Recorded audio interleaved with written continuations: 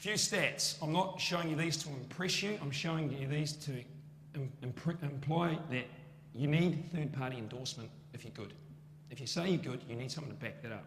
So we went out and got companies like AC Nielsen, pretty big companies around the world, to check our customers and say, how are we going? The results came back, and we got some pretty positive stuff that we share with our club, saying the customers are saying this about the experience, you should get this. And it's basic stuff. Satisfaction, very high. Would I recommend the class to somebody else? Yes. Would I continue doing this experience for another 12 months? Yes. Real basic stuff. Down the bottom was a nice industry recognition for us. People that take our classes go to the gym twice as much as people that are doing non-pre-choreographed classes. So the system works. So winding up, 4 things. First of all, get a great idea that sets the world on fire. We wanted the perfect class, and we wanted to go global. We were sitting around a table having a few wines, the founders of the company, and it went something like this. Hey, wouldn't it be cool if we could put a barbell on 10,000 steps around the world? We're like, oh yeah. That's how it started, truly. Sitting around a table, a few wines, something crazy, and then off we went. We spent 5 years on this product at home getting it right. So message for you is, if you've got a product at home, home being your own town, your own city, get it right at home first, trial and test it, and then take it to a test market. For us, the test market was Australia. It was good. In fact, we wouldn't be where we are now without Australia. Australia was our filter. So when we hit Europe, we were ready. Well, next one. We spent a lot of time on the first product, and all of that work that we put into it paid off, because when we went to our second, third, fourth, fifth, sixth, seventh, eighth, we just took the template and kept going. So we got some economies of scale, we got some leverage off all that early work that we did. We spent 2 years developing our workshop for instructors. So we said to people, hey, you want to be a body pump instructor? In 3 days, we'll take you from zero to hero. But in that time, it will change your life. And I know they're quite cliche terms these days, but for us, we're dead serious. Changing lives for us means things like at the end of 3 days, if we didn't see someone cry in that workshop, it was crap. And it wasn't about us being vindictive, but we knew that when you get tears, you get emotion. You know, it's going deep, it's in the belly. We wanted big butterflies. So we worked on this workshop for 2 years, just working out the different icebreakers and challenges, mental, physical, team bonding, isolation, you name it, you're all trainers out there, and we got it.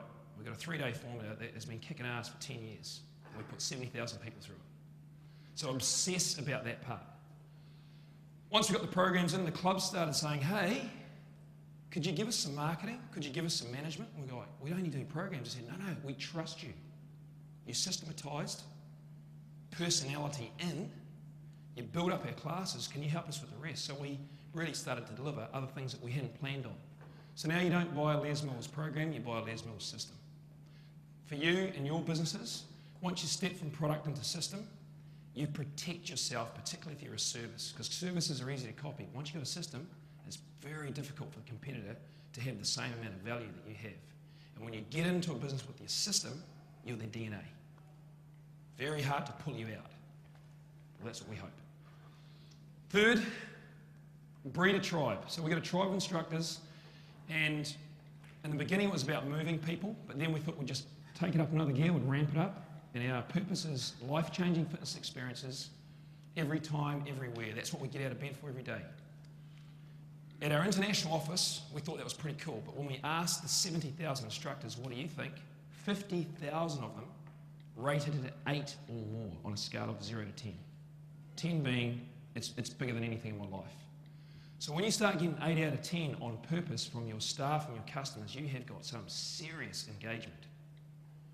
What you can do with people that are that engaged, the mind boggles. What we found is that people, when they got into this purpose, instructors, they would work for nothing. Now, we were not driving that. We definitely don't want our people to work for nothing, but people saying, hey, I love this thing so much. I'll teach classes for charity. Pretty cool. So get your purpose right, and then I think you really can build a tribe. Last bit. Values. This is our new piece, and it's really a work in progress, so I don't want to tell you that we got it right, but we suddenly said, okay, we've got a whole bunch of people that are keen on the purpose, and around the world, they're into it. What type of behaviours do we want them to have? And without being draconian about it, we wanted to sort of give them some direction, but let people be people, particularly when you're talking international cultures. And we came up with these three here. And it's about people, one tribe. It's about attitude, be brave. And it's about leadership, which has changed the world. And we've started to share these values starting from our international office, and we're now starting to share these in our distributor offices out in different countries, and it's starting to get out into the instructor world. And the reaction at the moment has been quite phenomenal. We're quite amazed at how it's resonated with people. I'm not sure if that is the final three values that we'll have, but it's a bloody good start. We're getting near the end. I told you about goals before. This is our next goal. We want to work with 100 million people in the next few years. And we're only at 5, so let's just say we've got a bit of work to do. At the moment, we're doing all of our work through health clubs, and if you do the maths, there's no way we can get 100 million people doing our classes by staying in health clubs. So the question now is where to next? So we think, why don't we take the experience out to you, in your homes, in your communities? So things like the internet, it was great to hear the futurist perspective on it. When I saw the Google numbers and the Facebook numbers, my brain was just going crazy. And that's what we're hoping to do is start to harness some of the power of the internet and be able to take the experiences to people in their homes. But beyond that, touching on the altruistic side, one of the concepts that came up in our strategy meeting a few months ago was, what about if we could take Body Pump to Africa for free? Nobody pays, but we get it there. And that was something that really started to get even the most commercially minded people in our company. They started to wobble a bit. It was like, oh wow, that's really something pretty cool. So it's all about collaborating, and that's why I'm here. I'm very grateful for Matt and the Thought Leader team to have me here. It's amazing to be back after 12 years. I arrived in this country with a suitcase and a laptop and a barbell. Young Maori boy, really didn't know what the hell he was in for. And I've come back 12 years later to deliver the message that we started here, we're on our way, we've got more to do, and I hope you do very well in your businesses applying those concepts. Kia ora. Thank you.